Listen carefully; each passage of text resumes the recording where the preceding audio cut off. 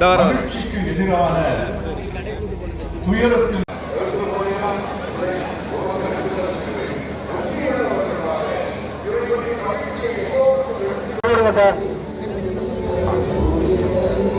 கோவிலுக்கு உணவு இருக்கிற பக்தர்கள் நம்மை பார்த்து செல்பவர் அல்ல, நமக்கு மகிழ்ச்சியை இறைவனே சிறப்பு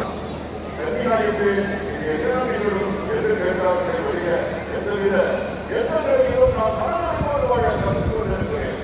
எழுதிய திருக்குறள் 4வது அதிகாரம் 1வது வசனத்தில் சொல்லுவாங்க, ஆண் பெண் இருபால் காவலர் இருக்கிறாங்க. நீங்க என்ன பண்ணிட்டு இருக்கிறீங்கன்னு சொல்லி நோட் பண்ணிட்டு இருக்கிறாங்க. இருக்கிற இடங்கள்ல தயவு செய்து கோவிலுக்கு வந்தோமா ஒரு பாதுகாப்பான முறையில் இறைவழிபாடு பண்ணிட்டு நீங்க வீட்டுக்கு போகணும் அப்படிங்கிறதா காவல்துறை அன்பான வேண்டுகோள். எல்லா இடங்களிலுமே சீருடை அணியப்பட்ட காவலர்கள், சீருடை அணியப்படாத காவலர்கள் நிற்கிறாங்க. உங்க பகுதியில் நிற்கிறாங்க பாருங்க, யாரும் தெரியாது, அடையாளம் தெரியாது.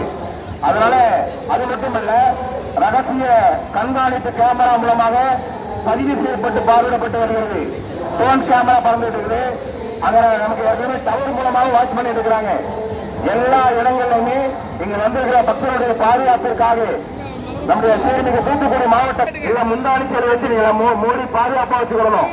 சந்தேகப்படும்படியான நபர்கள் யாராவது இதுவரைக்கும் சந்தேகப்படும்படியான நபர் 3 கூட்டத்தில் நிற்கிற இடங்கள்ல உங்களை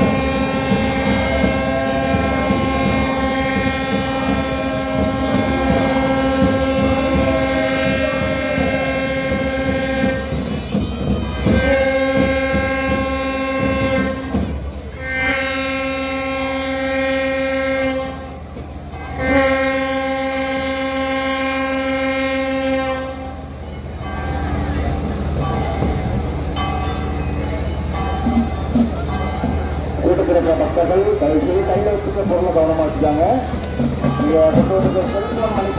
குறிப்பாக பெண்மக்கள் கருத்தில் அமைப்படுற தகவலையும் பாதுகாப்பாக போகணும்.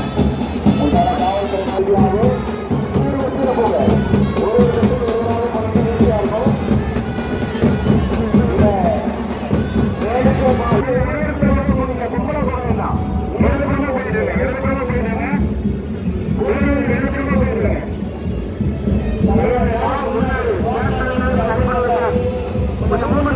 பாதுகாப்பா இருக்கணும்.